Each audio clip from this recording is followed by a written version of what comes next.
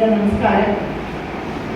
എന്നാൽ കുമാരദാസിനെ കുറിച്ചുള്ള പ്രബന്ധം പ്രസക്തമായ കാര്യങ്ങൾ ഉൾപ്പെടുത്തിക്കൊണ്ട് വളരെ മനോഹരമായി തന്നെ അനിൽ പൂതപ്പള്ളി സാർ എഴുതി അവതരിപ്പിച്ചു.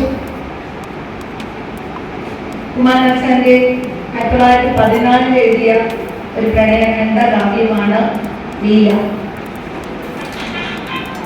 യഥാർത്ഥ പ്രണയം അതിന്റെ ഗതി മാറ്റാൻ ഒരു ശക്തിക്കും കഴിയില്ല. ഇവിടെ പരസ്യായിരിക്കുന്ന ലീലയോട് മാധവി മദനെ കുറിച്ചുള്ള വിവരങ്ങൾ പറയുന്നതാണ് സന്ദർഭം. ലീലയെ ഇപ്പോഴത്തെ ഇവിടെ ഹയർ സെക്കൻഡറി ഫുറൻസി കാർക്ക് പഠിക്കാറുണ്ട്. ലീല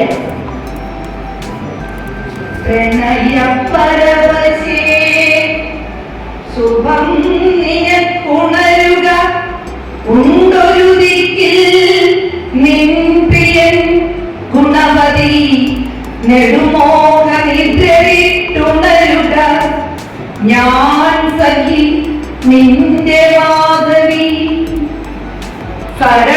സരളമധുരമീരിതം വജസ്സൊരു വിധി വാട്ടിയ കർണവീതിയിൽ വിരലിനോടു പതിച്ചു പിച്ചിലെ വിരളവാമ്പുത ബിന്ദുവെന്ന പോൽ ഉദയപുരം അതിന്നു പാന്തമായി വിരിതമഗീരസാനുഭൂമിയിൽ സദന സുമവനത്തിലൊന്നിൽ ഉന്മതമരുളും മധുമാസരാത്രിയിൽ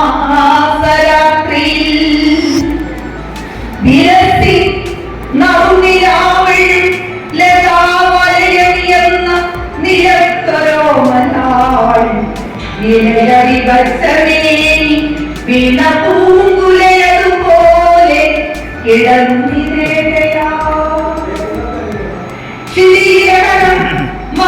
ജീവിതം പ്രതിജന ഭിന്ന വിചിത്രമാർഗമാം പ്രതികമലസമാമതോക്കുകിൽ കൃതികൾ മനുഷ്യ കഥാ ഗായികൾ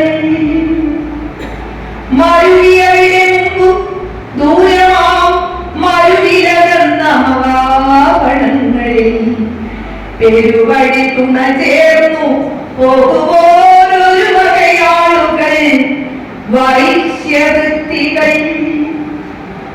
അവരുടെ കുലനാഥനുണ്ടൊരാളവനിയിൽ വിശുദ്ധനാത്രപാലകൻ അവനു തനയായി ജനിച്ചു പോലവികല മാനുഷ്യ രൂപമാധുരി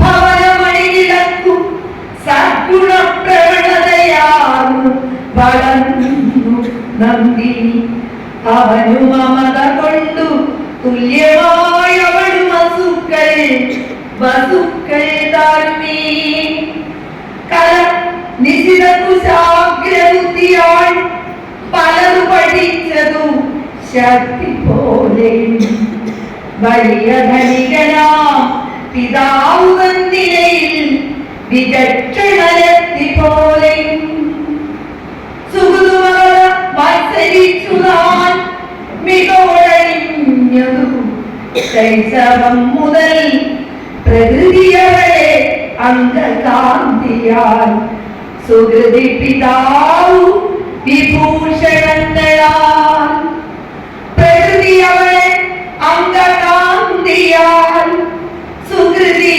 പിതാവു വിഭൂഷണങ്ങളാൽ. നന്ദി.